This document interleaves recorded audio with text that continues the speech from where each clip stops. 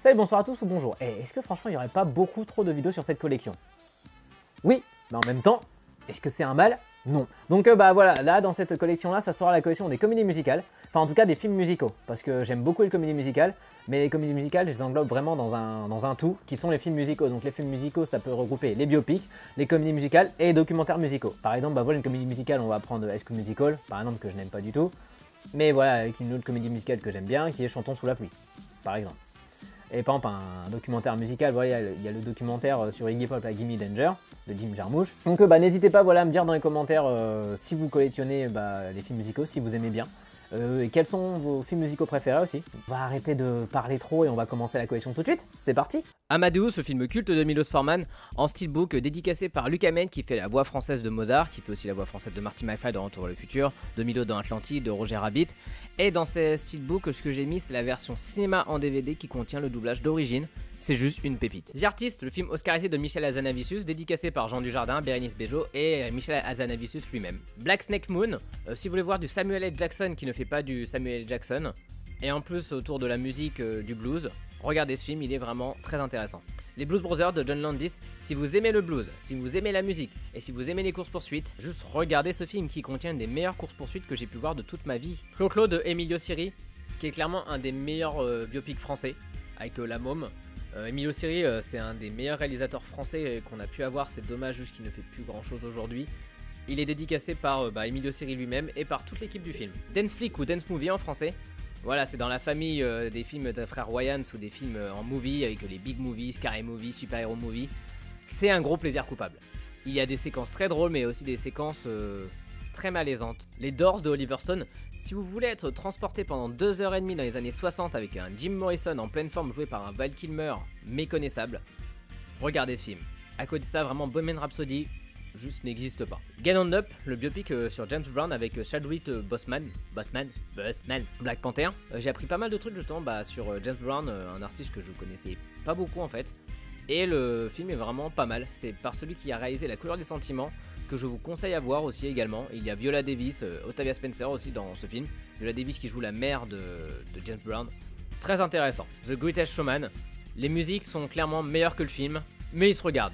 Et l'édition Steelbook est juste magnifique. Alors Green Book sur les routes du sud, j'ai hésité justement celui-là à le mettre en comédie ou en film musical, mais vu que la musique est quand même le premier plan dans ce film, je me suis dit c'est quand même plus intéressant de le mettre en film musical. En gros voilà, ça raconte l'histoire d'un chauffeur italien qui va conduire un afro-américain pianiste à travers toutes les routes des États-Unis. Ils vont passer par le sud, donc le pianiste va découvrir le racisme parce que lui n'a pas connu justement tout ça parce qu'il a toujours vécu dans la richesse. Dedans, Viggo Mortensen est juste incroyable et Marshall Ali, juste toujours...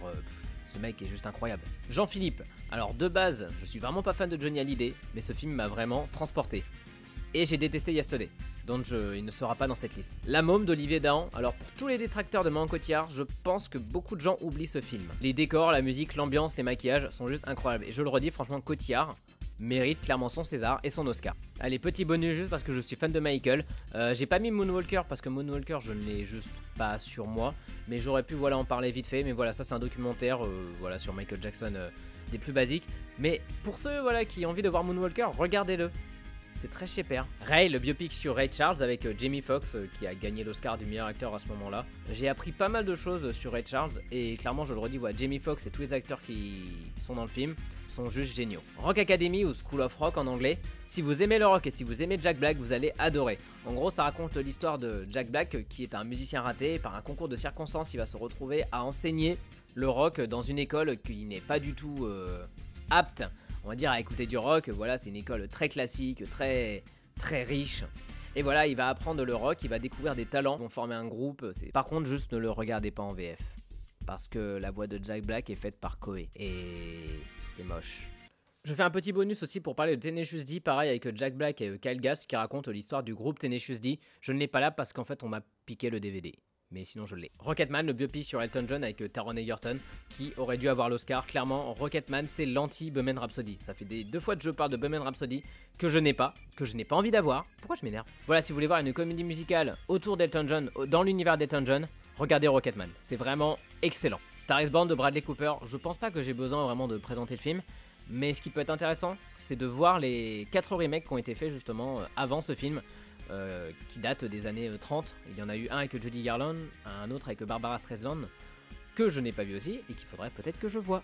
Shine a Light de Martin Scorsese, c'est un documentaire sur les Rolling Stones qui va montrer un peu les backstage de ce qui se passe avant un concert. Et après, c'est un concert lambda, mais filmé par Martin Scorsese, donc c'est un peu la classe. Et le documentaire est vraiment super intéressant sur les débuts parce qu'on voit comment le concert est fait. On voit voilà, Scorsese qui est en contact avec les Rolling Stones. Voilà, Scorsese et les Rolling Stones, c'est un peu une grande histoire d'amour.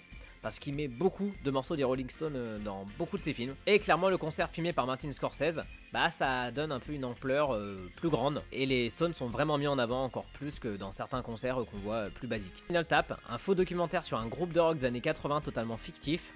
En fait, les mecs ont tellement bien joué leur jeu, le rôle, que beaucoup de gens en fait pensaient que tout ce qu'ils voyaient à l'écran était vrai. Straight Outta Compton, qui raconte la formation du groupe NWA, j'adore mon accent anglais. Voilà, groupe de rap des années 80 avec Ice Cube, Eazy-E, qui est un peu le précurseur de pas mal de groupes des années 80-90 comme NTM par exemple. Et clairement le film c'est juste une petite claque, je m'attendais pas du tout vraiment à aimer ce film.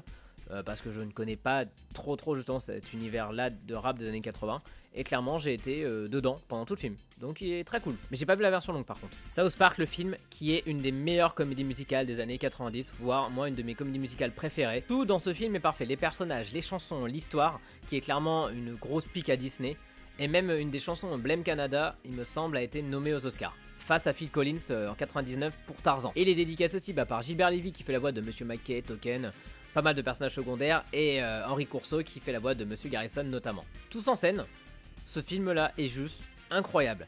Je ne m'attendais vraiment pas à adorer ce film parce que je me suis dit bon, un film d'animation qui parle de la musique, ouais pourquoi pas. Et c'est une grosse surprise. En plus, on a Taron Egerton qui chante du Elton John et qui joue Elton John dans le biopic Rocketman. La boucle est liée. Walk the Line de James Mangold, le biopic sur Johnny Cash avec un Joaquin Phoenix, voilà, en pleine forme. J'en avais fait une petite vidéo sur le confinement que j'avais fait il y a quelques mois, donc n'hésitez pas à aller le voir. Mais clairement, le biopic est super bien. Enfin voilà, pareil, Johnny Cash est un artiste que par contre je ne connaissais pas du tout et que j'espère avoir appris des choses dans ce biopic si elles ne sont pas fausses. Et en plus c'est Joaquin Phoenix qui interprète tous les morceaux de Johnny Cash, donc ça donne une plus-value et clairement ce mec aurait dû avoir l'Oscar à ce moment-là. West Side Story, j'ai hâte d'avoir le remake de Spielberg, qui n'a jamais réalisé de comédie musicale. Pour ceux qui n'auraient pas vu le film ou qui ne sauraient pas du tout de quoi ça parle, c'est on va dire une réadaptation de Roméo et Juliette, aujourd'hui, dans les années 50-60. Et c'est vraiment pas mal, j'avais vraiment pas aimé la première fois, mais la deuxième fois j'ai trouvé ça incroyable. Comment parler de comédie musicale sans parler de ce classique, Le Magicien d'Oz, comédie musicale que j'avais vu quand j'étais petit, que j'avais vraiment pas aimé, et je l'ai vraiment appris à la réapprécier au fil du temps. Et clairement c'est juste incroyable, il a pas vieilli, les effets spéciaux passent encore, l'histoire elle est intemporelle, les musiques sont intemporelles. D'ailleurs, vu qu'en plus c'est Judy Garland qui joue le rôle de Dorothée, vous devriez voir le biopic sur Judy Garland qui est sorti dernièrement. Voilà, c'était la petite note conseil. Voilà, j'aurais aimé en montrer beaucoup plus, mais certains films musicaux en fait sont dans la catégorie réalisateur, comme par exemple La La Land ou Whiplash. Donc ne vous inquiétez pas, ils vont arriver. Clo-Clo de Emilio Siri. Bon voilà, c'est la fin de cette collection musicale. Voilà, dites-moi dans les commentaires si ça vous a plu. Dites-moi vos comédies musicales préférées, dites-moi vos films musicaux préférés, dites-moi s'il y en a que vous avez vus, dites-moi s'il y en a aussi qui vous tentent dans ce que j'ai montré. Moi par exemple j'ai eu un gros coup de cœur pour Spinal Tap. Si vous voulez on peut continuer la discussion sur Discord, voilà mon Discord s'affiche en bas, voilà donc comme d'hab, donc venez nombreux, plus on est de fous plus on rit, cette phrase de Daron est juste incroyable. Bon en tout cas j'espère que pour vous ça va, mais en tout cas restez chez vous, confinez-vous bien et je vous dis à très vite.